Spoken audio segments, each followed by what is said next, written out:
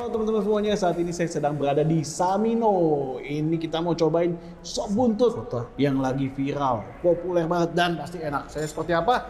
Saya mau cobain dulu nih sop buntutnya. Dagingnya besar-besar nih guys. Wah, kita cobain nih. Sebelumnya pakai sambal dulu. Sambelnya ini yang paling mantap nih, sambelnya dahsyat. Pakai sambal dan juga pakai jeruk nipis. Ini dia nih selera khas Nusantara. Dan kuahnya juga bening, jadi bisa buat semua kalangan. Alright, kita cobain yuk. Wah, dahsyat enaknya, mantap nih. Ini pasti prosesnya mantap nih karena kuahnya nih berasa banget kaldunya dan juga penuh dengan rempah-rempah. Kita juga mau cobain ini daging buntutnya ya, buat teman-teman yang penyuka buntut. Nah, ini mesti coba ini. Itu aja gede. Lembut banget buntutnya. Lembut dan juga enak. Di lidah itu menyatu. Wah. Ini bikin ketagihan. Oh iya, selain sop buntut ada juga kayak bebek, kemudian juga ada konro, dan juga ayam, dan masih banyak lagi. Juga ada goreng-gorengannya kayak gini. Nah, saya penasaran nih, abis makan saya mau cari ya pemiliknya, saya mau ngobrol-ngobrol. Simak video berikut ini.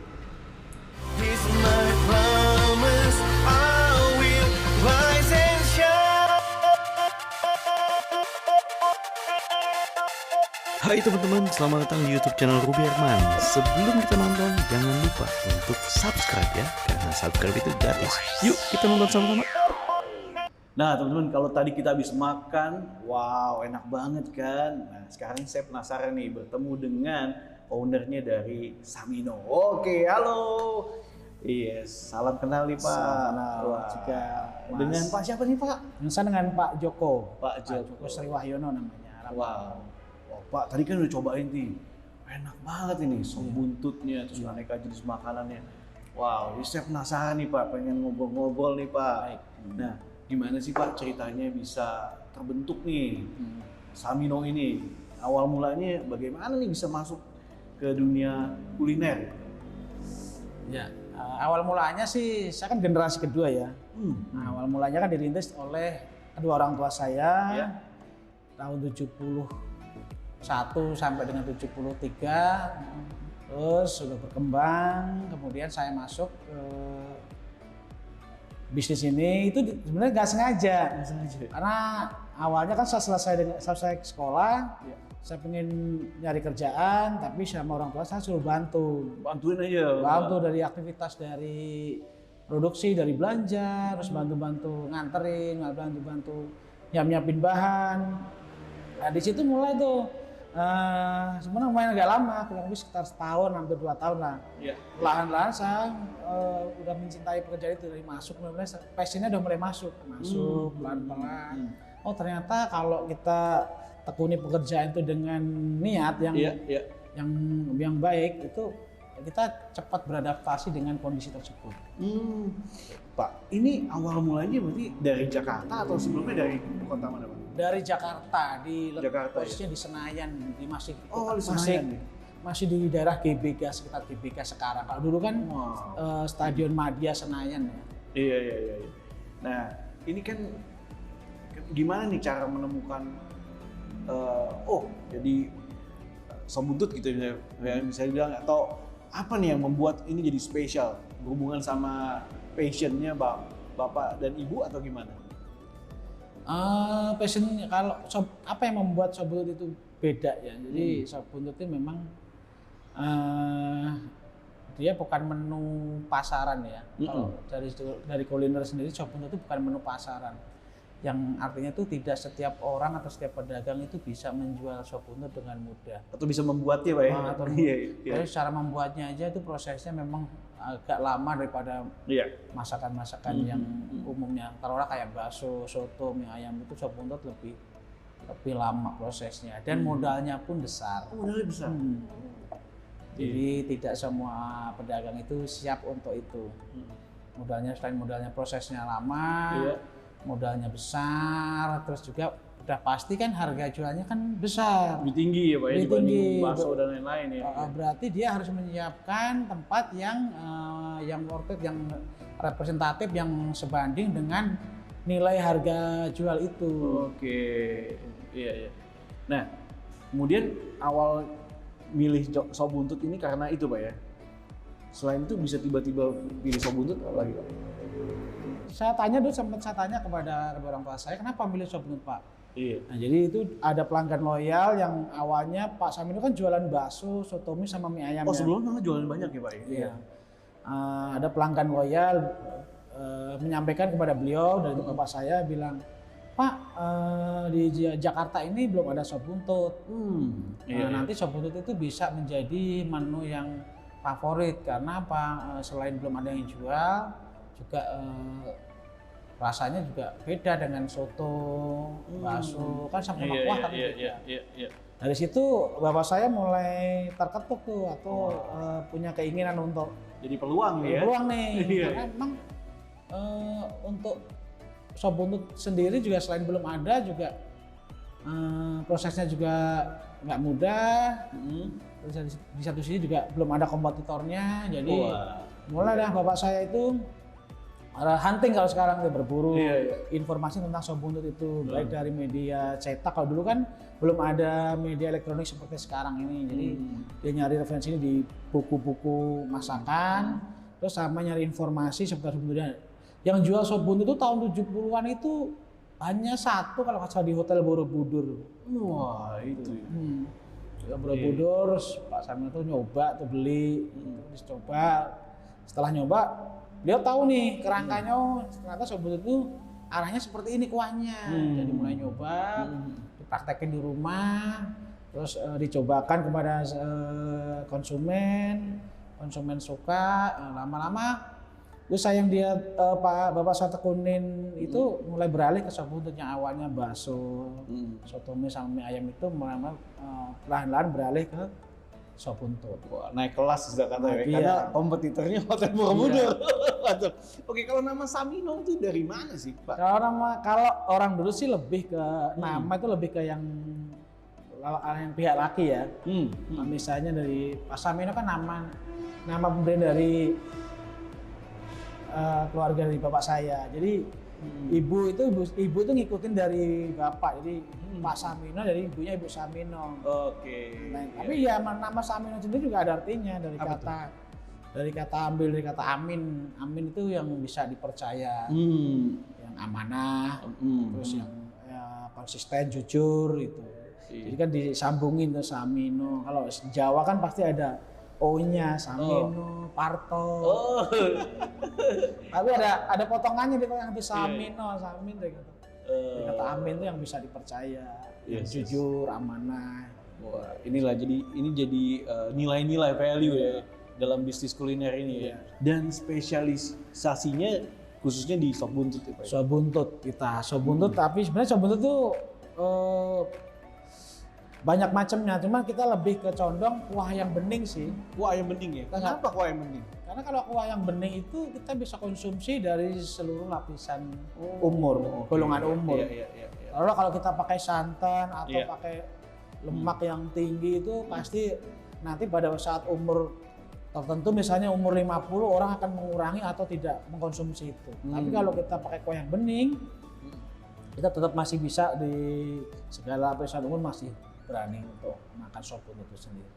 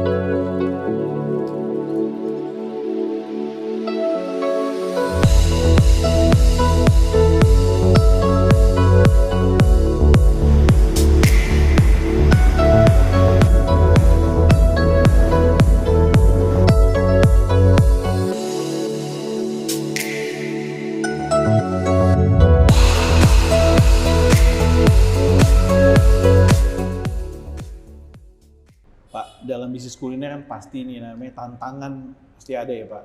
Apa yang menjadi tantangan sih Pak khususnya di bisnis kuliner ini Pak?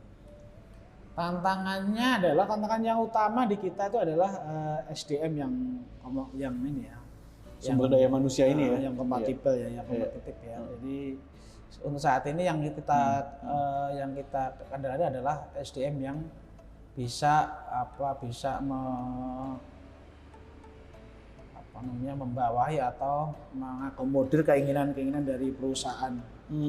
Karena kan memang kalau bisnis kuliner itu ya agak rumit ya, karena dia kan mengolah makanan yang mudah rusak, cepat rusak. Dibutuhkan ada jangka waktu juga ya Pak ya? Ada jangka waktu, dibutuhkan orang-orang yang disiplin di situ. Nah, kita masih punya kendala di situ, tapi tetap kita akan berusaha terus memperbaiki dan memperbaiki.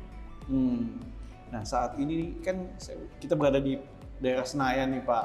Nah Samino nih ada di mana aja sih Pak? Samino sekarang ini ada beberapa outlet. Beberapa outlet ya? Salah satunya di Jalan Tentara Pelajar. Tentara Pelajar di Senayan nih ya? Nah ini masih masuk Senayan tapi namanya Patal Senayan. Patal Senayan, masih ada Senayan. Terus di daerah di Senayan juga ada di belakang KONI yang baru, kantor KONI yang baru. Terus di Depok ada, di Rasuna ada, di Kemang di Jalan Ampera Raya ada. Wow, banyak juga. Terus di Solo ada depan bandara. Di Solo. Terus di mana lagi ya? Di mall dulu ya, di mall banyak ya. Di mall banyak ya. Karena lagi pandemi, kita mallnya di Sarinah Tamrin ada sebelum pandemi itu. Sama di Casablanca, mall Casablanca. Nah, setiap outlet itu punya khas masing-masing. Kayak ini kan saya lihat kuning nih Pak. Iya. Kenapa begitu? Untuk pewarnaan semua sama. Jadi kita bikin standarisasi warna itu kuning dan gradasinya hijau. Karena kuning dan hijau. Kalau filosofinya dari orang tua sih, kalau kuning itu kan panen ya, masa panen. Nah, jadi kita tuh selalu memetik, dan hijau itu kan adalah prosesnya. Dari hijau kalau kita menanam padi atau apa itu kan hijau itu kan pada saat proses penanaman, dan kuning itu panen. Di satu sisi di segi marketing kan kalau kuning kelihatan ngejreng, bagus, bersih, dari jauh itu orang itu bisa lihat itu kuningnya ada gradasinya hijau itu Samino pasti. Meningkatkan selera makan mungkin juga Pak. Betul. Dengan warna kuning, ada gradasi hijau, itu Samino tuh. Iya. Pak, berhubungan sama properti dan kuliner nih Pak. Nah, kalau Samino sendiri, ini apakah propertinya nyewa atau beli Pak? Mungkin awal-awal gimana bisa diceritain Pak? Ya, untuk saat ini sih kita sekarang sudah, alhamdulillah kita punya properti milik sendiri. Milik sendiri? Awalnya nyewa, kita nyewa semua. Pertama kali saya masuk di bidang kuliner di sebelum Samino itu awalnya semua outlet itu nyewa. Nah, pada suatu titik itu kita itu tidak boleh atau tidak bisa jualan yang tempat kita sewa itu, karena ada banyak macam lah di situ. Ada kendala di situ. Akhirnya kita nyari tempat dari situ dan tidak dapat. Dari situ tuh saya merasa apa yang saya lakukan itu sia-sia, karena untuk merintis usaha sebetulnya supaya rame itu tidak dalam hitungan bulan tapi bisa tahunan. Nah, kalau kita itu nyewa dengan kondisi seperti itu, pasti kita akan mengalami hal sama di kemudian hari. Kalah sama biaya sewa, Pak. Nah, karena sama biaya sewa biayanya tinggi, terus nggak boleh 1 tahun nyewa, harus 2 tahun atau 3 tahun. Terus diminta sama si pemilik properti karena mau dipakai untuk dia pakai usaha sendiri. Terus dijual di orang lain atau sengketa dengan pihak lain. Akhirnya beli. Dari situ saya mengumpulkan income dari hasil jualan itu, saya beli. Saya beli properti. Saya beli properti pertama kali saya beli itu di Sawangan Depok. Itu ruko 3 lantai tahun 2013 itu kurang lebih 1,8 lah. Dan saat ini masih berjalan ya lumayan. Itu kalau kita beli walaupun itu nyicil, kurang lebih sekitar 5 tahun sampai dengan 6 tahun. Itu kita masih tenang, endingnya itu kita tenang karena nanti si properti itu jadi milik kita. Nggak diusir, milik kita sendiri gitu. Jadi milik sendiri, terus dan hasil kulinernya buat bayar itu dong Pak. Betul. Jadi aktivitasnya kuliner itu buat bayarin sana. Kalau misalnya ada subsidi dari outlet lain, kalau dari subsidi dari sini itu pun jumlahnya nggak besar. Wow. Sekarang udah berapa banyak nih properti yang dimiliki Pak? Properti yang saya beli di Jakarta yang besar itu sudah ada 4 di sini. Iya, Pantai Senayan ya. Sawangan. Sawangan. Terus di Pamulang. Pamulang. Sama lagi di Serpong. Sama di Serpong. Wow. Serpong yang di Taman Tekno itu kita beli. Ini jadi kuliner dan juga bisnis properti kali. Iya. jadi beli properti ya. Jadi nanti kita nanti ada investasinya ada 2, kuliner sama properti. Kalau misalnya kuliner nggak jalan, properti milik sendiri itu bisa atau dijual atau di sales itu nanti kita belikan properti yang lain yang lebih terjangkau harganya. Nanti kita main lagi di situ kuliner dan main properti di situ. Nah Pak, saya juga banyak lihat nih, khususnya di Samino yang dia ada Patal Senayan ini kan banyak juga nih Pak anggota-anggota dewan, pejabat ini suka datang sini makan gitu Pak. Itu gimana sih Pak ceritanya dan bagaimana mereka tetap loyal sih Pak? Iya, banyak dari pejabat-pejabat dari DPR, MPR, BPK itu sampai saat ini tuh masih tetap jadi pelanggan setia kami. Karena kan kami menerapkan sistemnya good service. Good service ya, yes. Good service, good place, good price, good promotion itu kita terapkan, terutama bagi pelanggan-pelanggan loyal kami supaya mereka itu tidak hanya kembali dan bawa teman dan bawa Iya, kembali dan bawa teman ya. Itu ya. Itu kan apa ya, kayak jaringan ya, kalau kita kasih servis yang terbaik ya pasti dia akan rekomendasi. Betul, dia akan beri kesan yang baik, pasti dia akan bawa teman-teman terbaik mereka pula untuk datang sini. Nah, nggak bisa dipungkiri pandemi mungkin ada dampak atau gimana. Nah, tapi pertanyaan saya bagaimana nih Bapak Joko menghadapi pandemi atau COVID-19 ini kan ya? Apa yang dilakukan nih untuk terutama buat konsumen tetap nih untuk nyaman dan juga aman? Iya, tapi memang kita sangat terasa dengan dampak pandemi ini karena memang sebelum pandemi ini kita tuh mainnya lebih ke dine in ya. Dine in ya. Dine in dan online itu. Tapi dari presentasi itu dine in memang lebih banyak. Yes. Cuma setelah pandemi kan makan dine in itu kan dibatasin. Dan ada beberapa waktu yang sempat dilarang karena misalnya ada PPKM itu kan dilarang. Jadi kita sangat terpukul. Cuman kita kebetulan punya opsi yang kedua yaitu online. Memang online itu sedikit banyak sangat membantu. Sangat bantu ya Pak. Iya. Nah di online itu untuk saat ini kita sekarang main 2 kaki. Jadi kita menu-menu yang murah yang harga 20 ribuan sampai menu yang 70 ribuan kita sediain. Wow, lewat online itu Pak ya? Iya, jadi semakin kesini kalau misalnya pandeminya masih belum selesai kan daya belinya kan semakin menurun. Otomatis dia akan membeli menu-menu yang harganya di bawah harga yang biasa mereka beli pada saat sebelum pandemi, yang intinya mereka tetap masih bisa makan dengan apa namanya menikmati baik, enaknya Samino ini ya. Iya, kita main walaupun 2 di rumah ya. Iya. Ada menu-menu yang terjangkau, ada menu-menu murah lah, ada menu murah, ada menu yang mahal. Iya. Gitu. Oke. Nah, kalau menurut Pak Joko sendiri bagaimana nih tren kuliner saat ini seperti apa sih dan bagaimana ke depannya nih Pak? Tren kuliner sekarang itu ya lebih ke bisnis online ya sekarang itu ya. Karena memang udah bisnis online itu ke depan saat ini sampai ke depan itu sangat prospek karena semakin zaman semakin maju, mobilitas semakin tinggi.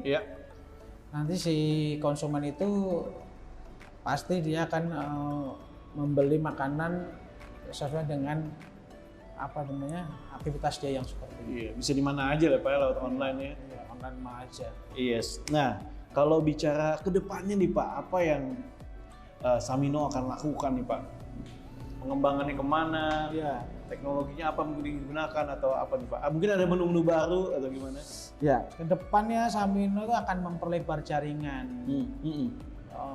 Baik itu yang outlet besar, kita kan nanti ada 2 outlet, yaitu outlet yang utama, yang resto, yang kedua yang express.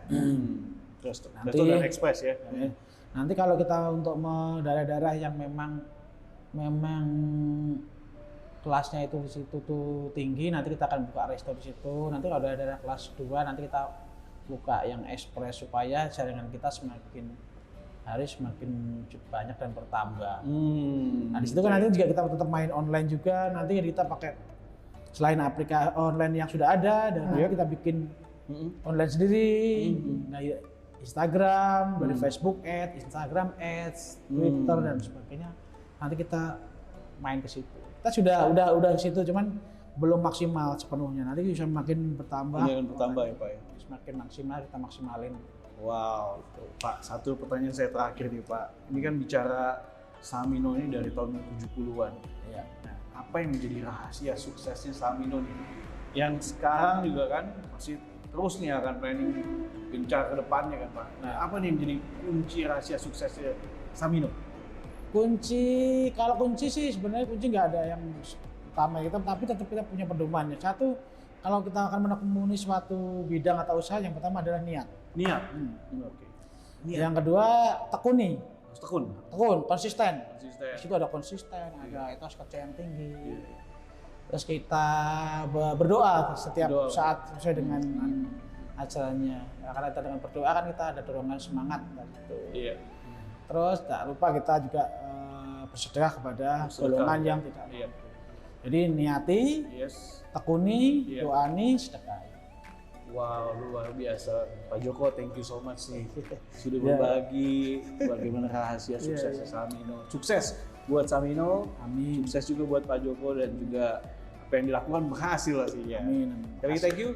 Teman-teman, demikian nih bincang-bincang saya dengan Pak Joko, generasi kedua, owner dari Samino. Semoga bisa bermanfaat dan juga bisa menambah investasi ilmu nih, khususnya buat teman-teman pelaku bisnis kuliner. Nah, mungkin tambahan sedikit aja Pak. Kalau mungkin teman-teman nih Pak, yang pengen masuk ke dunia kuliner, buat Bapak bisa kasih sharing nggak? Harus ngapain aja nih? Kalau teman-teman pengen bergerak di bidang kuliner, Ya. yang pertama adalah bikin konsep. Bikin konsep.